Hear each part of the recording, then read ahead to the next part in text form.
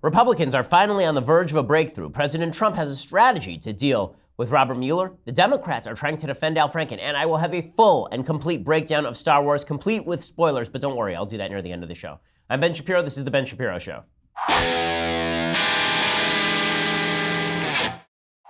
Oh yes, I have so many thoughts on the new Star Wars film, I cannot even begin to explain. So many thoughts indeed, and I will get to all of them a little bit later in the program. We'll also talk about President Trump, who finally, it seems, has the Democrats on their heels. It's the end of the year, and Democrats don't really seem to know quite what to do. We'll talk about all that in just a second. But first, I want to say thank you to our sponsors over at Ring.com. So, Ring's mission is to make neighborhoods safer. Today, over 1 million people use the amazing Ring video doorbell. We use it in our house. It is great. It helps keep my house safe. One of the reasons is whenever I'm out of town, somebody rings the doorbell. The way people rob homes typically is they ring the doorbell, see if you're home, and then if you're not, they break in. I can pick up the Ring from my phone. Right? I can be in the middle of the other coast, and I can pick up my phone, and I can talk to the person and make it look like I am at home. I can also activate an alarm if I think that they're robbing my house. This is what Ring does for you. And just like their amazing doorbell, they now have a floodlight cam. And their floodlight cam is a motion-activated camera and floodlight that connects right to your phone, HD video, two-way audio that lets you know the moment anyone steps on your property. See and speak to visitors, even set off an alarm right from your phone. With Ring's floodlight cam, when things go bump in the night, you'll immediately know what it is. Whether you're home or away, the Ring floodlight cam lets you keep an eye on your home from anywhere. And right now, you can save up to $150 off a Ring of Security kit when you go to ring.com/Ben. That's ring.com/Ben. Again, $150 off that Ring of Security kit. Keeps your family safe, keeps your home safe. Great technology. A lot of people are using it now, not just me. And we've bought additional Ring products for our home because it's so great.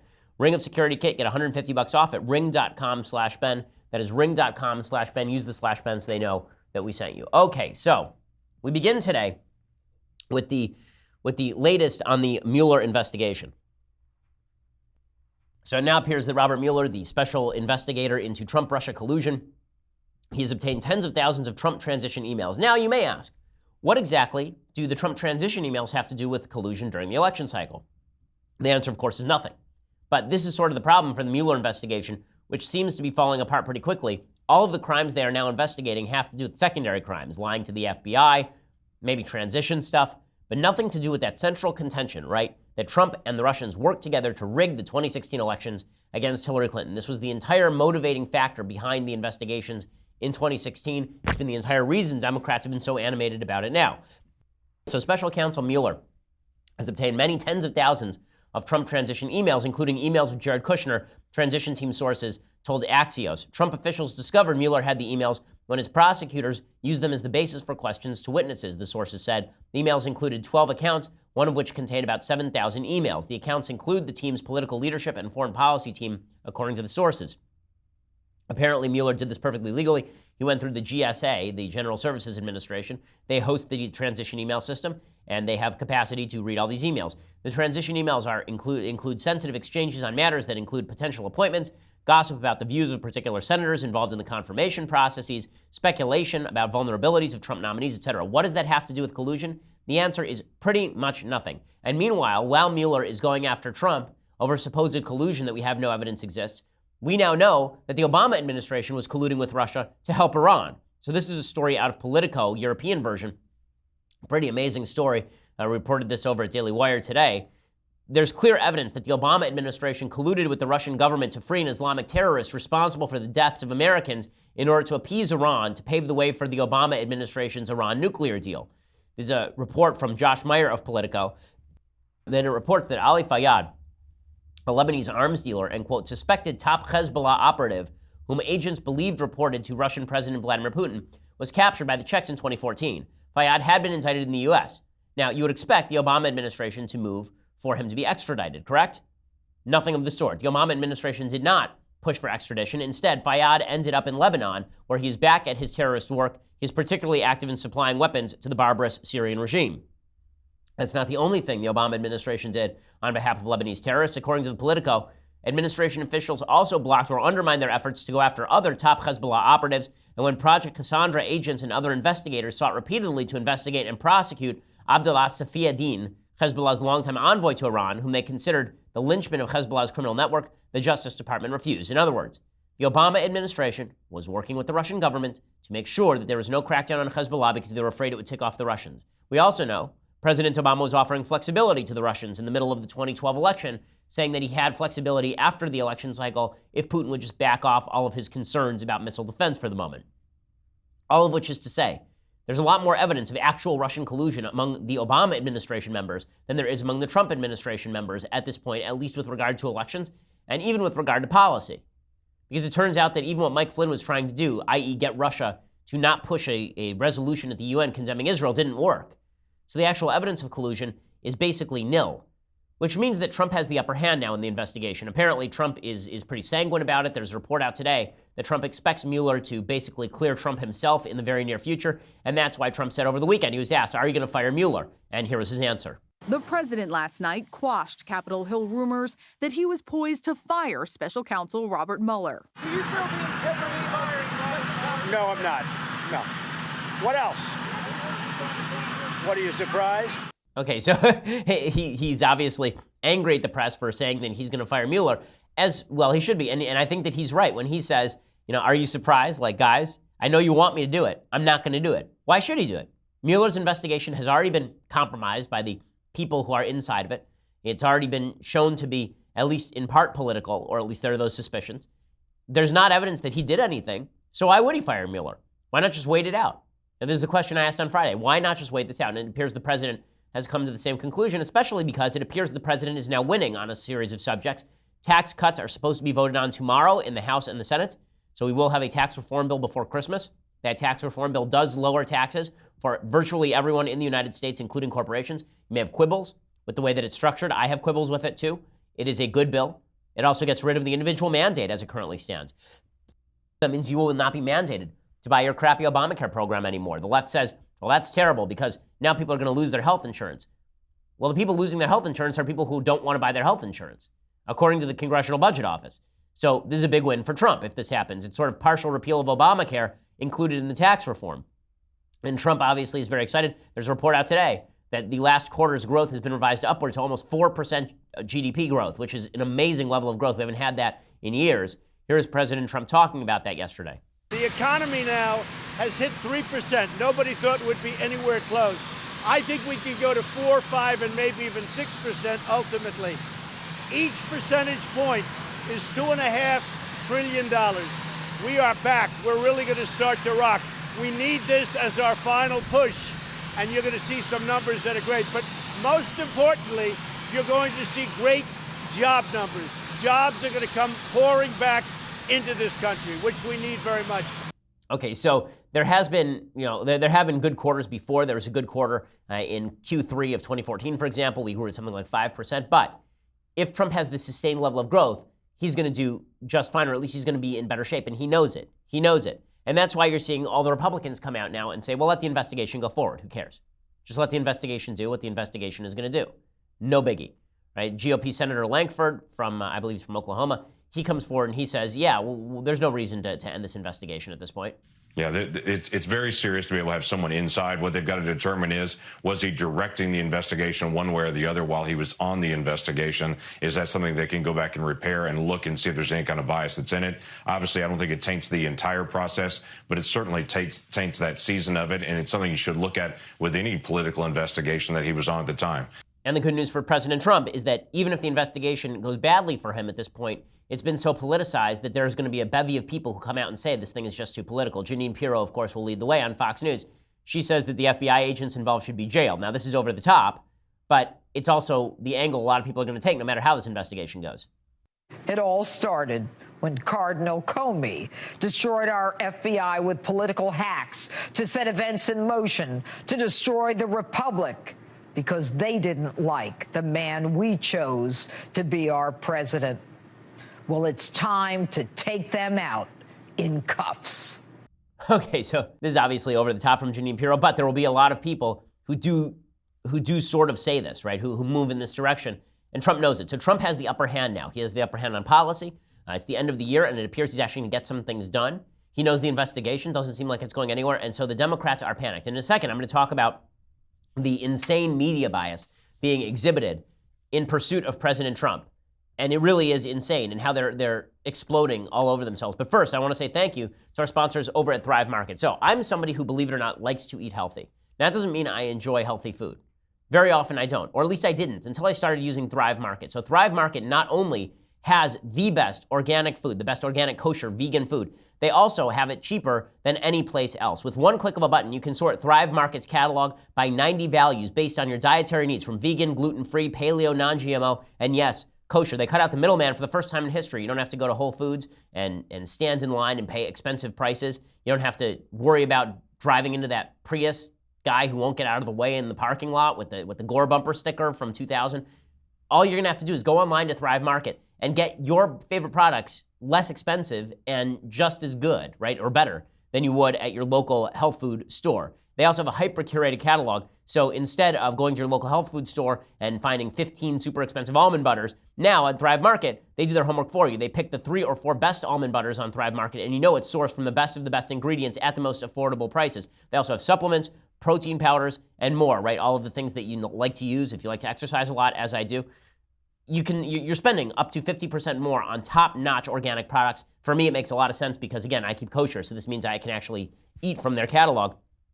For all my listeners, my friends at Thrive Market are now offering you $60 of free groceries, plus free shipping and a 30-day free trial. So it's an awesome deal. That's equivalent to a bunch of organic products. I mean, a bunch of vegan, kosher, healthy products. $60 of free groceries, plus free shipping and a 30-day free trial, all for switching to Thrive Market for your online grocery needs. Keep in mind, Thrive's prices are already 25 to 50% below retail, and now they're offering you that extra $60 of free groceries. That's a pretty awesome deal. Go to thrivemarket.com/Shapiro to get your instant $60 of free groceries.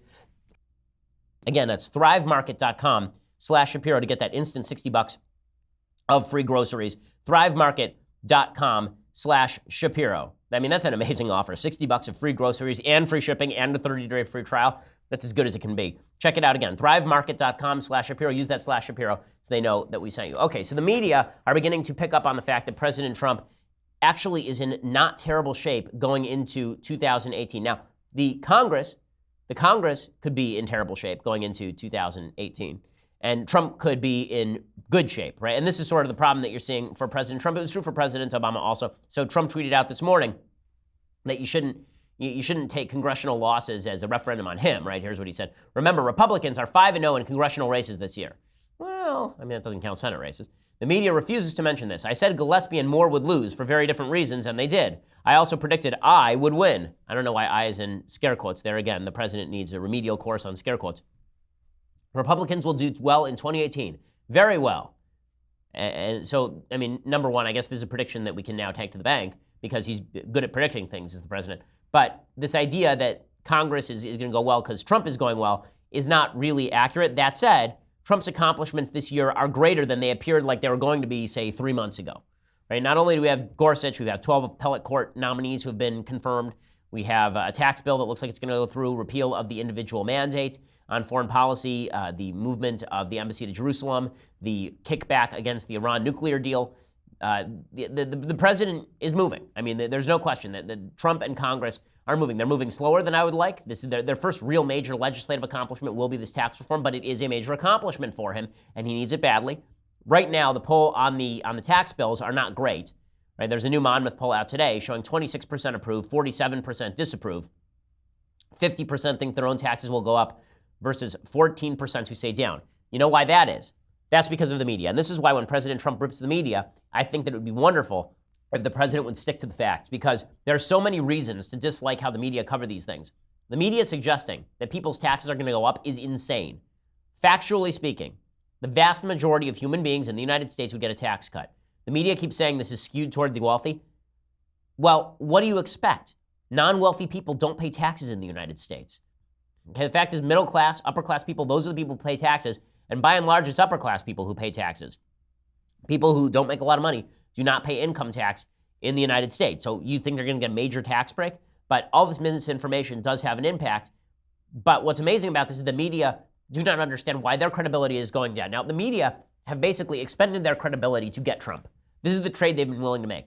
They're going to go out on a limb and say untrue things, plainly untrue things, in an effort to stop President Trump. And then they're surprised when no one takes them seriously. And they're angry that Fox continues to dominate the ratings. And they continue to call Fox a propaganda network. Brian Stelter on CNN yesterday, for example. He says, Fox, they talk like propagandists over at Fox. It's like a propaganda network. Kurt, what is going on here? Well, I think you're seeing exactly that. Fox News has basically become de facto state-run propaganda. It's state-controlled, state-run television that is beginning its cues directly from the White House. I don't know how anyone can look at what's going on right now and not reach that determination. Trump is creating his own reality. But when you say that, it's not as if the White House is literally running Fox. Or are you saying they are? Well, if you look at the coverage, it sure seems like they are. They have gone so far extreme. I remember the days, Brian, when what you saw on pages like Breitbart were considered the fringe. It was considered so far beyond the mainstream, not even Fox News would touch what was on those pages. Now, Fox is going almost further than Breitbart. And you have right now, at this second, there's an ad running in different markets with Fox News contributor Tomi Lahren advocating and attacking the Mueller investigation. Okay, so, I like Kurt, but when Kurt does this and CNN humors it, this is a pot kettle situation, okay? CNN suggesting that other networks are involved in propaganda.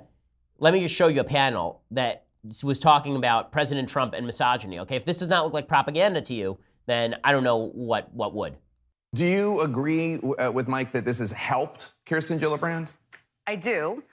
The one piece I disagree with is that President Trump, if this was a one-off, that would be one thing. Right. But this is a guy who has misogyny in his DNA, who ran as a misogynist. I'm sure that wasn't on his bumper sticker, but that was part of who he was and who he ran as. So this is completely aligned with that. That's why people heard what they heard from the tweet. Jen Psaki, CNN political commentator, also the former State Department spokesperson for Barack Obama, right? But they're not a propaganda network, right? It's not propaganda when Fareed Zakaria over at CNN says that the Republican tax plan is ushering in a bleak future, right? The universe is going to end because of Republican tax plans.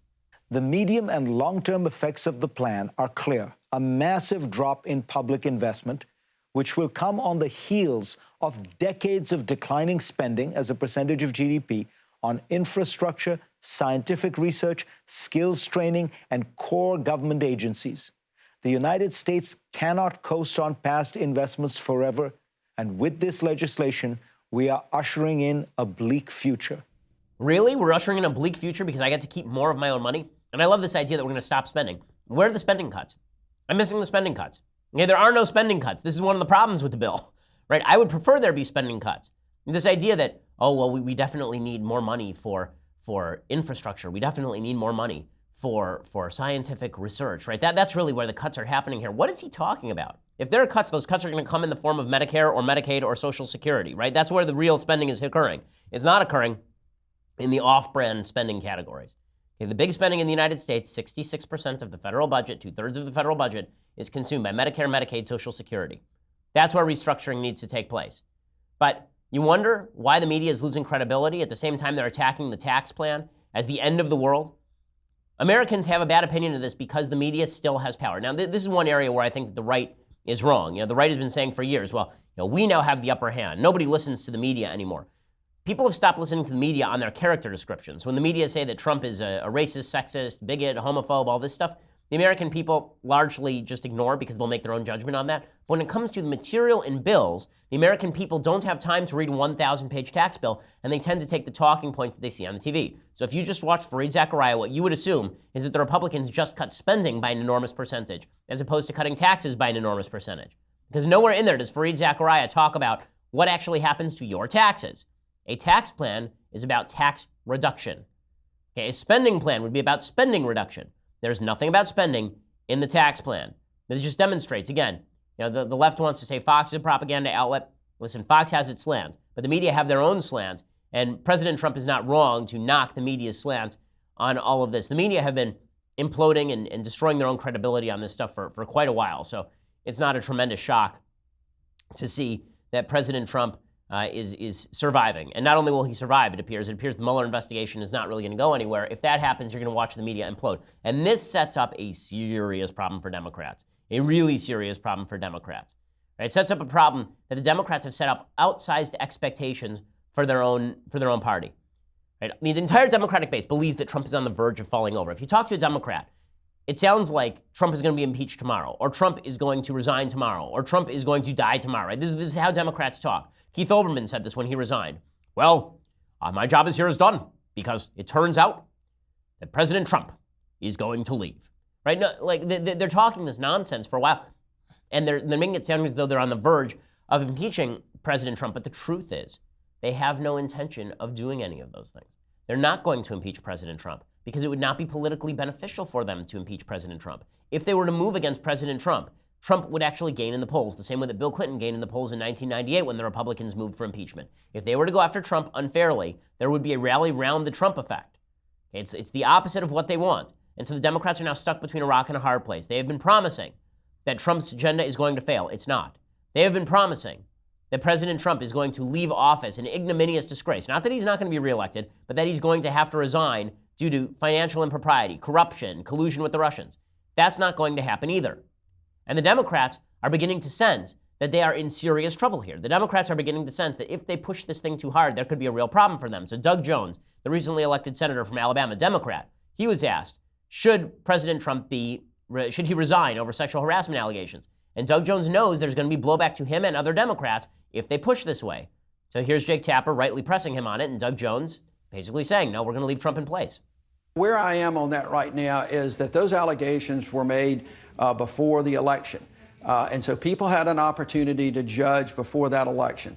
I think we need to move on and not get distracted by those issues. Let's get on with the real issues that are facing people of this country right now. And I don't think that the president ought to resign at this point. We'll see how things go. But certainly those allegations are not new. And he was elected with those allegations at front and center. And remember, Nancy Pelosi came out and said she was not going to support impeachment right now. Major Democrats have been saying they're not going to support impeachment. In fact, major Democrats sound like they want to try and work with Trump because they know that Trump may not be going anywhere, okay? The incumbent always has a major advantage going into a presidential election. So Democrats have sold their base a bill of goods, and that is going to come home to them in a serious way. It could, seriously, in 2020. I'll explain why in just a second. But first, I want to say thank you to our sponsors over at Dollar Shave Club. So you've heard me talk about the great shave that I get right here under my chinny chin chin for my Dollar Shave Club razor, especially when I use their Dr. Carver's shave butter. Well, I'm not going to give up my membership. Not only am I not going to give up my membership, I've actually expanded my portfolio of products that I use from Dollar Shave Club because they don't just have products for shaving. They also have products for your hair, your face, your skin, showering. They have everybody who uses them feeling and looking great. It is all their own original stuff. They use the finest premium ingredients. They deliver it right to you just like they do their razors, so no more annoying trips to the store where you have to decide whether to buy the brand or off-brand shampoo. Instead, Dollar Shave Club just sends you the best stuff. They've got me covered head to toe, and with gift memberships and e-gift cards available, they can help cover the names on your holiday shopping list as well. I want you to love Dollar Shave Club as much as I do, so I have arranged for you to get a special deal.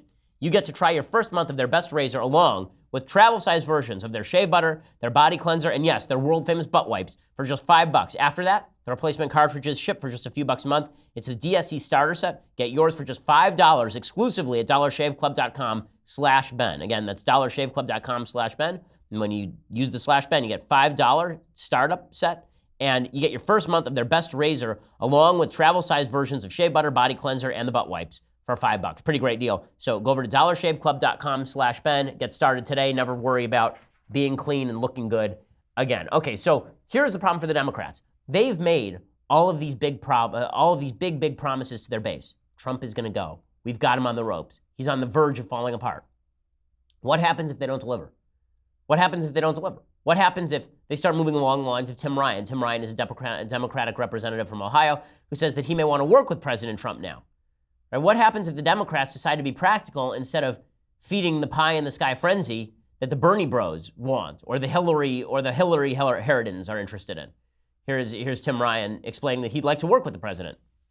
And what I'm saying is that this isn't going to do it. President Bush said, cut taxes on the wealthiest. It's going to lead to growth. Wages are going to go up. That in 2001, 2, and 3, that was the decade with the least amount of growth we've had since the Great Depression. And what I'm saying is we need to take down dilapidated homes. We need that $1 trillion infrastructure bill that the president promised. How in God's name are we going to pay for that if we're borrowing $2 trillion from China to do the tax cut? Okay, what if Trump comes forward early next year with his giant infrastructure plan? Or what if he calls their bluff? What if he says, listen, I spent it on the taxes, okay? The tax bill, it's done. Now, you wanted your infrastructure bill. I'm going to give it to you. What do Democrats do? Do they embrace him? Do they run away from him? Or do they do what Bernie Sanders does? Bernie Sanders is going to be the only intellectually coherent Democrat. He says he's going to vote against the tax cuts, and then he says he'll vote for the infrastructure bill with the knowledge that if Democrats retake Congress, they'll have to raise taxes.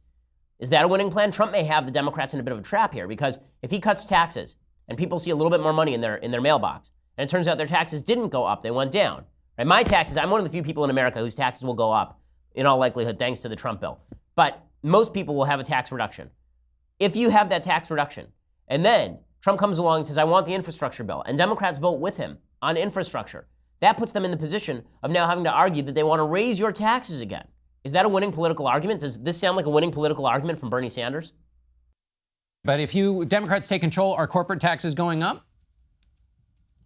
I think we're going to take a very hard look at this entire tax bill and make it a tax bill that works for the middle class and working families, not for the top 1% and large multinational corporations. But there's no question that in order to achieve all of the things you want, taxes are going to have to go up on corporations. If they're down to 21 as a result of this legislation, you can't find the money anywhere else. Absolutely, yes. So, okay. In my view, absolutely. Okay, so amazing, right? Trump may have them boxed in because he's actually decreased the tax revenue and increased the spending, forcing Democrats to embrace the increased spending and also to embrace an increase in taxes. Now, here's the problem for Democrats. If they're trapped this way, and if they don't move against Trump, if they don't try to impeach the president, what do they do next? Where do they go? You could easily see a Democrat in 2020 running on a primary ballot. Right? This is Ben Dominich's point at the Federalist. I think it's a good one. You could easily see Democrats going so crazy that Trump is still in office in 2020 that they decide to nominate a Dennis Kucinich type, right? Some actual nutcase. They decide to nominate somebody so crazy, far to the left, that the guy is pledging the moon. And then that person goes crazy during the election cycle, and they lose to Trump again, right? You can see Trump winning re-election on the back of this. Now, listen, none of this is to say that Trump has the upper hand in 2018, okay? Because the statistics just don't back that up. But if Democrats think that Trump is just going to fade into the woodwork, they've got another think coming, especially because the Democrats can't even get their own house in order. There's a story out today that 4 Democratic senators now want to keep Al Franken. Remember 2 weeks ago when the Democrats were saying that they wanted the moral high ground on sexual harassment and sexual abuse? That was predicated on the notion that Roy Moore was going to win that Senate seat in Alabama. He did not win that Senate seat in Alabama. And so now the Democrats are left basically with their pants around their feet. Because what do? They can have the moral high ground, but they're going to have to oust their guy. And the Republicans don't have the moral low ground anymore because they didn't embrace Moore. So what exactly did the Democrats do? So now the Democrats are trying to walk it back. The Democrats don't want to be in a position of calling on Trump to resign, number one. And number two, the Democrats don't actually want to lose half their senators because of sexual harassment allegations when the Republicans don't have to do the same thing. Remember, Roy Moore lost, so it doesn't look like the Republicans support sexual abuse and harassment. Okay, so that's actually a political win in some ways for the Republicans. So now there are 4 separate Democratic senators who are saying they want Al Franken to stay because they're afraid of the precedent that this is going to set. Showing once again that, as I said 2 weeks ago, this is not about seizing the moral high ground. It was about seizing the political high ground. The Democrats now think they don't have the political high ground, so they want Franken reinstated. Okay, Joe Manchin of West Virginia, he said, quote, "What they did to Al was atrocious, the Democrats." He said, "It's the most hypocritical thing I've ever seen done to a human being. And then have enough guts to sit on the floor watching him give his speech and go over and hug him? That's hypocrisy at the highest level I've ever seen in my life. Made me sick." Pat Leahy, the nutcase Democrat from Vermont, he had called for Franken to leave. Apparently, he secretly told Franken he regrets doing so. 2 other senators who sided against Franken have apparently told Politico they'd like to see Franken stay. So now the Democrats are trying to rehabilitate this guy who was photographed nearly grabbing a woman's boobs and has been apparently alleged multiple times to have grabbed women by the butt. Now they're trying to rehabilitate that guy. So the Democrats are a mess there. Unbelievably enough, Chris Matthews has now been caught up in the sexual harassment scandal. There are allegations that Chris Matthews, I was always say, paid a settlement to a former employee. Apparently what happened is that according to Daily Caller, Chris Matthews, I got up in the morning, come out of the show, went in the office, he said a bunch of sexist things to women. Unbelievable. This is what it said. This is what they said over on NBC. This is what they had to say. According to NBC News, NBC paid severance to a female staffer in 1999 who accused Chris Matthews of sexual harassment. Matthews was making inappropriate jokes and comments to this female staffer in front of other people. NBC News reported that a confidentiality agreement could not reveal the amount given to the staffer, but the Daily Caller reported that it was $40,000. An MSNBC spokesperson told NBC News that during that time, when the matter was brought up, Matthews also received a formal reprimand for what he did. Alrighty, so now Chris Matthews is in trouble. And now it turns out that Linda Sarsour, shock of shock, is in trouble. There's a story out today. Again, the Democrats set this standard because they wanted the moral high ground they wanted the political high ground on sexual harassment, and now they're going to have to get rid of it because all of their own people are getting caught in the net. According to the New York Post, controversial Muslim activist and Women's March organizer Linda Sarsour bullied an underling to cover up sex abuse allegations in her Brooklyn office. Azmi Falfabab told the Daily Caller that a man repeatedly rubbed his crotch on her while she worked for the association under Sarsour in 2009. But when Falfabab reported the abuse, Sarsour, a self-proclaimed feminist and co-founder of the Women's March organization, fat-shamed the woman and threatened to blacklist her from political jobs. The woman told the website, quote, "She oversaw an environment unsafe and abusive to women. Women who put Sarsour on a pedestal for women's rights and empowerment deserve to know how she really treats us." Apparently, the Daily Caller spoke with a bunch of other people about this, and they confirmed it. So it appears that Women's March organizer and feminist icon Linda Sarsour was involved in all of this. So the Democrats are now going to have to give up the moral high ground to regain the political high ground, and the irony is just too rich. It'll be hilarious if Al Franken is the most well-known sexual abuser in the Senate after Roy Moore loses his Alabama Senate race, and the Democrats end up with egg on their face for having to re-embrace a guy who they threw overboard 5 seconds ago. Well, in just a second, I want to talk about the things I like and things I hate. But, I want to actually reverse that today. So the way that I'm going to do things today, because I have such a long take on Star Wars, is I want to start with our discussion of the Federalist Papers. So typically, we do the Federalist Papers at the end of the show, but now we're going to do the Federalist Papers a little bit earlier. So we've been doing a Federalist Paper every week, and we are now up to Federalist number 8. So Federalist number 8 was written by Alexander Hamilton. And Alexander Hamilton, in this Federalist Paper, discusses at length how American wars would be more bloody than European wars. This is his excuse for saying that America needs to be one country as opposed to many. So here is what Alexander Hamilton says. He says, in this country, the scene would be altogether reversed. He says that we'd be more bloody than European wars because in Europe, you have a bunch of small standing armies that basically fight one another, but they don't threaten civil liberties. He says war in America would be a lot more common. He says, in this country, the scene would be altogether reversed. The jealousy of military establishments would postpone them as long as possible. The want of fortifications, leaving the frontiers of one state open to another, would facilitate inroads. The populous states would with little difficulty overrun their less populous neighbors. Conquest would be as easy to be made as difficult to be retained. War, therefore, would be desultory and predatory. Plunder and devastation ever march in the train of irregulars. The calamities of individual would make the principal figure in the events which would characterize our military exploits. In other words, he says that if there were ever to be wars inside the United States, they would be supremely bloody. Of course, Alexander Hamilton ended up being right. The bloodiest war in American history is still the Civil War. He said also that risk of invasion, the possibility that your state's going to be invaded by a neighboring state, would make people less free because we'd create standing armies. Now, the founders were really skeptical of standing armies. The founders were not happy with the idea of a professional army that was a huge percentage of the population. They understood that there might be a need for a small professional army, but the idea of a standing army that was going to basically be quartering itself in people's homes or there's a big draft, this is not something they were in love with. Alexander Hamilton says, the risk of invasion would make people less free. He said, quote, the violent destruction of life and property incident to war, the continual effort and alarm attendant on a state of continual danger will compel nations the most attached to liberty to resort for repose and security to institutions which have a tendency to destroy their civil and political rights. To be more safe, they at length become willing to run the risk of being less free. And he says that while standing armies are contemplated by the Constitution, with the lack of a constitution, they become certain. He says frequency of invasion will make people less likely to protest lack of liberty.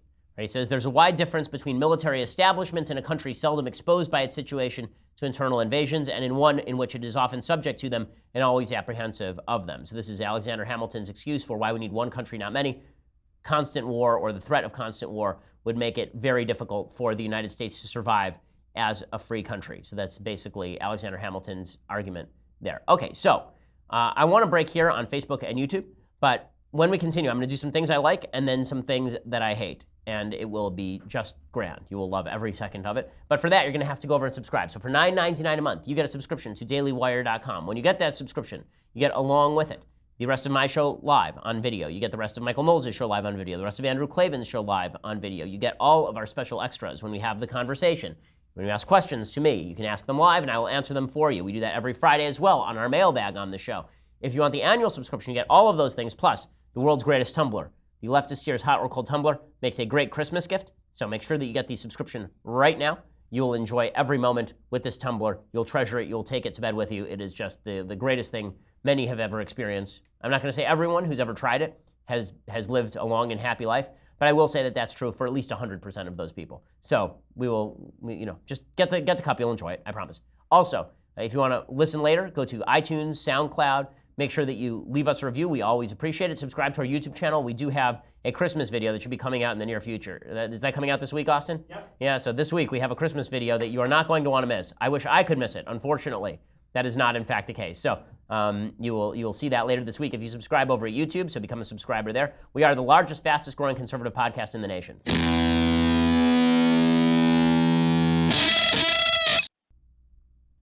Alrighty, so time for some things I like and then some things that I hate. I wanted to leave a lot of time for things I like and things I hate because I have many a thought on Star Wars. And so I'm again going to reverse this. So instead of doing the things I like first and then the things that I hate, I'm going to do things I hate first and then the things that I like, because I have a sort of like-hate thing about Star Wars, but I want to do that last because if people don't want it spoiled, if you're going to go see it this weekend, I want you to have the ability to tune out right before I do my giant Star Wars review. Okay, so I'm not going to spoil it for you. All of our producers have seen it, so I'm not spoiling it for them. So they've all seen it, so I'm not spoiling it for all of those people. But I'm going to say I'll do the entire show, and then I'll get to my Star Wars review. And for people who want to stick around for that, then you won't be threatened by spoilers. Okay, so first, the thing that I hate. So there's this insane story that has now come out about an entire transgender family. It's a local news station in Arizona. They've run a glowing piece on a family that is in transition, as in the whole family. So you've got Daniel Harrett, the father of the family, a 41-year-old biological female who identifies as a man. And then there's Daniel's daughter, Mason, an 11-year-old biological female who now identifies as a boy. And his son, Josh, a 13-year-old biological male who identifies as a girl. Okay, Harriet's fiance is also transgender. Shirley Austin is a biological male, described as tall and blonde and smiley, who claims to be a woman.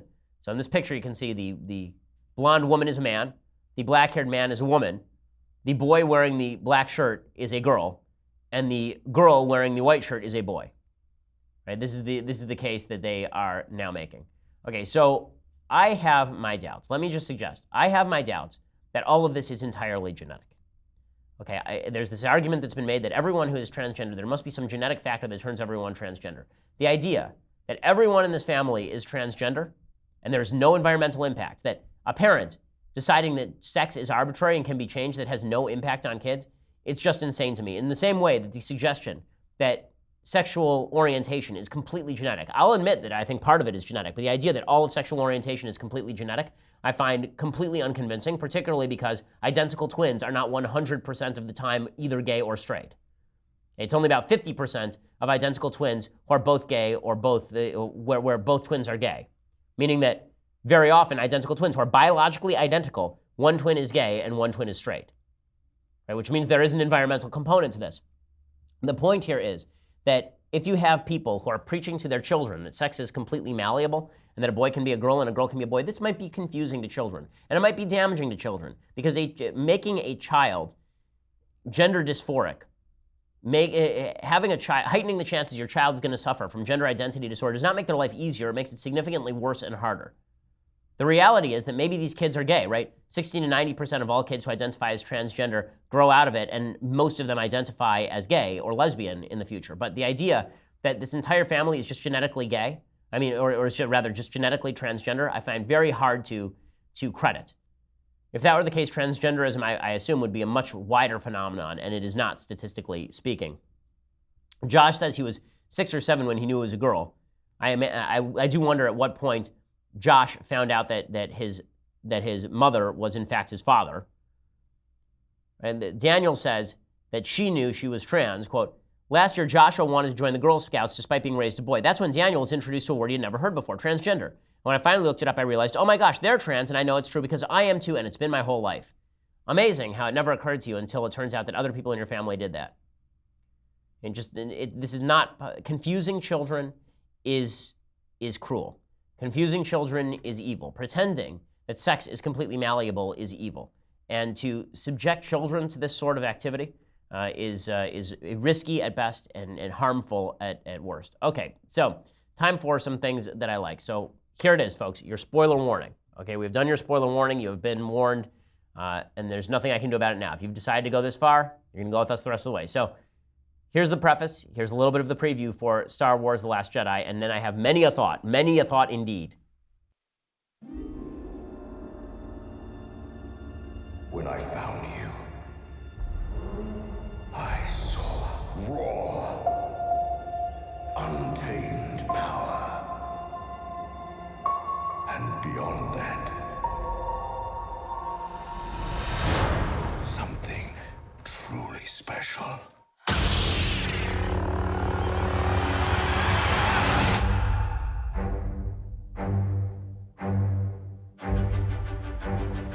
Something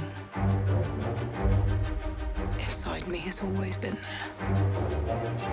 Okay, so when we last left off our saga, just to recap, we left off The Force Awakens. So you can stop the preview there. When we left The Force Awakens, Rey had randomly been amazing at everything.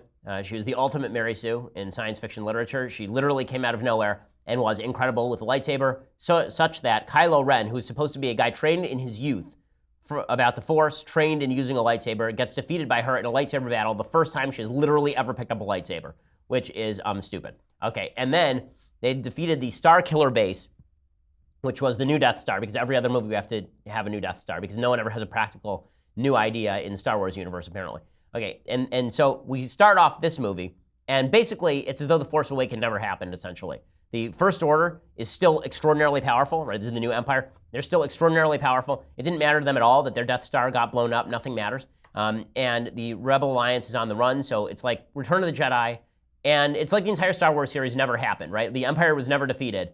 We're basically starting from the exact same point we started in Episode 4, where the Empire is in control, and literally, it is the beginning of Star Wars Episode 4, right? I mean, the Empire ship is chasing, the First Order ship is chasing this transport vessel, right? It's literally the beginning of Episode 4. Okay, so I'm going to go through some of my minor problems with this, and then I will go through some of my major problems. So I'll go through my bad things about this movie, and then my good things about this movie. So again, the first bad thing is The Force Awakens apparently never happened. Now, I'd be fine with that. I didn't like The Force Awakens. I thought that it was a cheesy recasting. My biggest problem with the entire series is what they can't decide in Star Wars land whether they wanted to benefit from nostalgia, whether they want to make it a nostalgia-centric series, or they wanted to launch something new. And so they decided to do both. And what they ended up doing in the process was killing all of the old things in preparation for the new. And that's nasty to my childhood, okay? I come for the nostalgia because I thought that the first, the new episodes that George Lucas made were terrible. The stuff I like is Episode 4, 5, 6, right? The stuff that everybody likes is New Hope, Empire Strikes Back, Return of the Jedi. Couldn't care less about Phantom Menace or Revenge of the Sith or any of that crap. Okay, 4, 5, and 6 are where it's at. So I grew up with Han Solo. I grew up with Luke Skywalker. I grew up with Princess Leia. In fact, my sister's middle name, one of my sister's middle names is Leia because I was such a big Star Wars fan, because my parents asked me what I thought her middle name should be, and I picked Leia because I was a big Star Wars fan. Okay, so I am a huge Star Wars nut.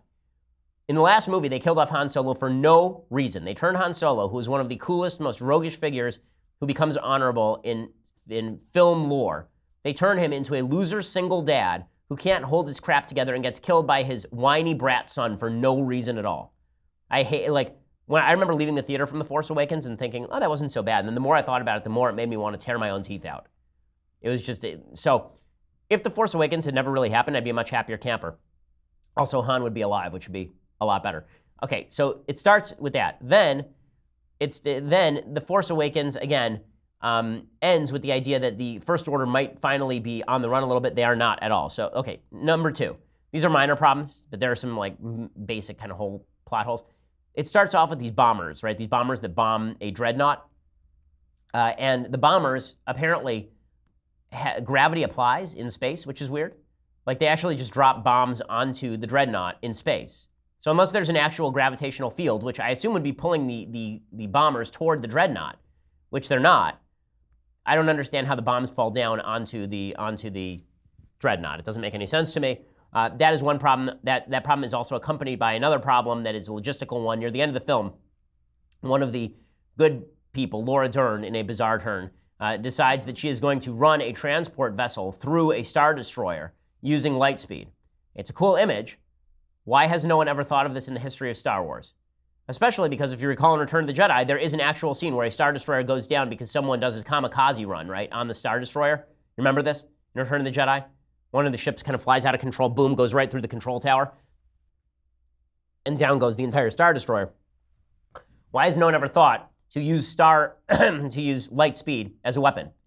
You could just get rid of the entire first scene. Or if they knew that light speed was usable as a weapon, why would they sacrifice a couple of medical ships, right? There's a point earlier in the film where a couple of ships they basically run out of gas and they're blown apart by the First Order. If they know they have this tactic available, why not just turn one of those ships around and run it at light speed right through the Star Destroyer? Like, this is the ultimate weapon in the universe. You could take down the Death Star this way. But apparently this has never occurred to anyone until Laura Dern and her purple hair. Okay, another problem, Snoke. Okay, so they make Snoke out to be the big baddie in The Force Awakens.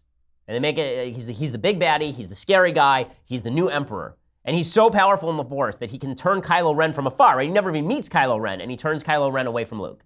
That's how powerful he is. And in this film, they show that he's super powerful because Rey is super powerful in the Force, and he's like throwing her around like nothing, right? He just stops her from doing anything, right? He's super duper powerful. You never find out who he is. You never find out what motivates him. You never find out where he came from, and he gets killed like that, right? He gets killed as like literally a hot knife going through butter, right? He literally gets killed with a little trick by Kylo Ren that is so cheesy and silly that it makes very little sense.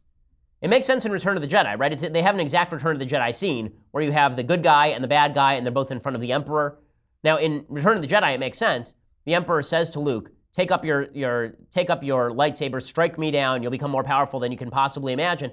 Luke does it, and Darth Vader stops him, right? That's cool, and it's dramatic. Here, Kylo Ren basically just activates it with his mind. Somebody quipped, if only they had lightsaber trigger control, this never would have happened. If only the NRA had not stumped for no gun locks on the lightsabers, then Snoke would still be alive. But the big problem is, of course, you can't build up a big baddie like that and then not tell us who he is or why he's there.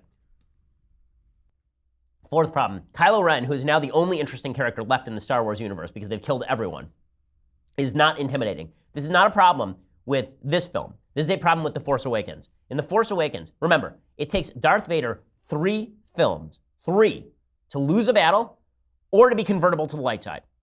It takes him 3 films. The first thing you see of Darth Vader is him literally blowing open a door and strangling somebody, picking him up off the ground and strangling him. Then he dispatches Luke, the most powerful Jedi in history. He dispatches Luke by chopping off his hand and beating the crap out of him in Empire Strikes Back. Right? And he's basically beating Luke in Return of the Jedi until Luke basically taps into the dark side of the Force. So it takes him 3 movies to get there. Kylo Ren, in the first 5 minutes of The Force Awakens, we find out, is conflicted, and then it turns out he can be bested by Rey, the ultimate Mary Sue, which means he's not scary. If you're going to have someone scary heading up the First Order, that person can't be defeatable by a girl who just picked up a lightsaber for the first time ever. Now, if you want to say the girl trained in it, fine, but she didn't train in it. She just picked it up and she's fantastic at it. Why exactly at this point in the film, at this point in the series, why should the Rebel Alliance be worried? Like, I don't know where they go for Episode 9. Why should they be worried? Rey is significantly more powerful than Kylo. We know this. We've seen it. So where's the competition now? No clue. Right? And General Hux is not exactly terrifying. Like, General Hux is not the Emperor. Okay, another problem. Rey's backstory is terrible. Now, I understand what they were trying to do. They were trying to make up for the fact that this movie, I feel bad for Rian Johnson, the director and the writer, because I feel like he was trying to make up for flaws in the other movies. So in this movie with Rey, they were basically trying to cure one of the problems that was created by George Lucas with his stupid-ass midichlorians nonsense. Right? So George Lucas had this whole thing about the Force runs in your bloodline, and this is how we know that you're powerful with the Force, and all this kind of stuff. It was always dumb. Well, the problem here is that they made a big deal out of the last movie. Who is Rey? Where did she come from? And it seems like for some reason she knows Han. Right? There's this weird kind of relationship. You remember this, Austin? It seems like she knows Han in The Force Awakens. It seems like everybody sort of knows who she is. But then it turns out that she's just some girl from middle of nowhere, which would have been fine, except you built it up like there was something interesting about her background. So you picked literally the least interesting background for her that you could find. And I understand what you're trying to do. You're trying to make it that everyone can be participants in the Force. We're trying to get out of Plato's Republic, where there are gradations of human, and into the democratic society where everyone can be a Jedi. I get it. But it's not dramatic in any real way. Okay, another problem. I didn't need that entire scene of Luke like milking a sea cow. That was just weird. Like it was just weird and gross, and I wasn't big on that. But a bigger problem with Luke is that Luke happens to be an incredibly crappy teacher. So Luke actually is making a good point. The Jedi do suck at everything, okay? The Jedi were involved in the original creation of the Empire. The Jedi did fail to stop the Sith. They basically emboldened the Sith. The Jedi were not particularly successful at maintaining the Republic, so they stunk at everything. So Luke is right about this, but he's also a bad teacher, right? Rey comes and he says, I'm going to offer you 3 lessons. The first lesson is the Force exists. The second lesson is feel this rock. And there is no third lesson, right? Not a good teacher. That guy gets a bad review on collegeprofessors.com. Okay, and also Yoda showing up. I wasn't being on. Okay, another problem, celebrity cameos, as I mentioned before. Laura Dern with purple hair, no. And Benicio del Toro, my God, man. Okay, which brings us to that entire storyline. No, that entire storyline, no. Okay, that's an entire stupid storyline. Laura Dern's character could have just told Poe Dameron, guess what? We're gonna send a bunch of transports to this random planet. Could they not have just done that? Instead, she pretends like she has no plan, it's kind of evil, and then what happens is that Poe comes up with some stupid plan to go to like intergalactic Monte Carlo with weird creatures that looks like it's from Harry Potter, and there are weird dog rabbits that run around, camel horses that run around. Also, we can get a bunch of social justice warrior crap about income inequality and animal rights. There was a line in this movie so bad that I legitimately was thinking about walking out of the theater. There's a line in this movie where after Finn, who is useless, right? He is useless, and Rose, who is double useless, they go to this stupid planet, and then they free the animals who have been abused. Oh, this is how we know the rebels are good guys, because they don't like animals being abused, right? Okay, great.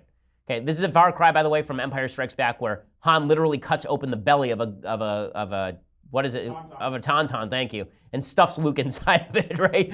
But now we have to make sure that all of the rights of the animals are upheld, because this is deeply important. Listen, I'm for animal rights, but what does Star Wars have to do with animal rights? Like, what the hell? And Finn turns to Rose and he says, well, I guess it was worth it. You mean losing the entire galaxy was worth you going there to free a few camel horses that will be recaptured 5 seconds from now? Was that the thing that was worth it? And then, the worst line in the film, Rose turns to him, she takes a saddle off the camel horse dog, and she goes, now it's worth it. What? No, it's not. Like, it's not. Like, your whole job here is to get this hacker guy so you can go back to fake Death Star and hack the program. No. Also, they should have killed Finn. Okay, when Finn is riding at the end directly toward that giant blaster weapon, toward the battering ram, he should have just died. Okay, they should have killed him at the end of Force Awakens to add some gravitas. This is my biggest problem. They will not kill any of the new characters because they're trying to preserve the new characters. Instead, they kill all of the old cool characters who I actually like. I don't like Finn. He's boring. I don't care about Rose. She's boring. Rey is only not boring because she has interactions with Kylo Ren. Okay, everyone is boring in the new scenario, and they're killing off all of the cool characters who made this thing into a legacy in the first place. Which brings me to Rose. Don't even get me started. No. Okay, fine. Okay, Captain Phasma also. Like, was she supposed to be a thing? Like, because she wasn't a thing. No. Okay, Captain Phasma was like, she's there for 5 seconds. She's dressed up as it's Brienne of Tarth dressed as Boba Fett. She's supposed to be so cool. Finn, the janitor, takes her out. Fail. Okay, and a few more criticism, then I'll get to the good stuff, okay? So one other criticism about Luke. The best moment in the movie, aside from the Kylo Ren, the Kylo Ren Rey team up, which is the best part of the movie. Aside from that, the best moment of the movie is the part where Luke strides out of the cave, and Kylo Ren has every AT-AT fire on him, and then Luke just walks right out of it, right? Super cool. They then destroy the coolness of this moment by having it be basically a hologram, right? He was using astral projection because he's still back at Stupid Planet. Why would you do that? Why would you do that? The entire coolness of it is that he's actually there stopping the blasters. It's not cool if they're just shooting a hologram, because holograms can't be damaged. We all know that. Why would you do that? So in one case, we know, so the Force is used in 2 ways in this film that we've never seen it used before, and we'll never see it used again. One, it apparently protects you from space death. So Princess Leia gets blown out into space. She's never used the Force at all that we've seen, except for one time when she used her mind to reach out to Luke's mind at the end of Empire. And now she can suddenly rescue herself from space and fly, which is a cool thing, I guess. Like, I didn't know this was a thing. Also, if that were a thing, why wouldn't the Emperor use it at the Empire at the end of Return of the Jedi? Right? Darth Vader literally takes the Emperor and throws him down a wormhole, essentially. He throws him down the shaft, the mine shaft, right? Why wouldn't, if he can float, why wouldn't he just float? I'm so confused by this. Okay, so that is one Force thing that we didn't know about. A second Force thing we didn't know about is this astral projection nonsense. It's so much cooler if Luke is actually there.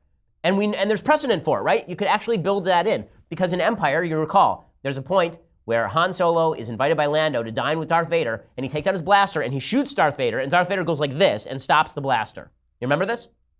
So Luke is significantly more powerful than Darth.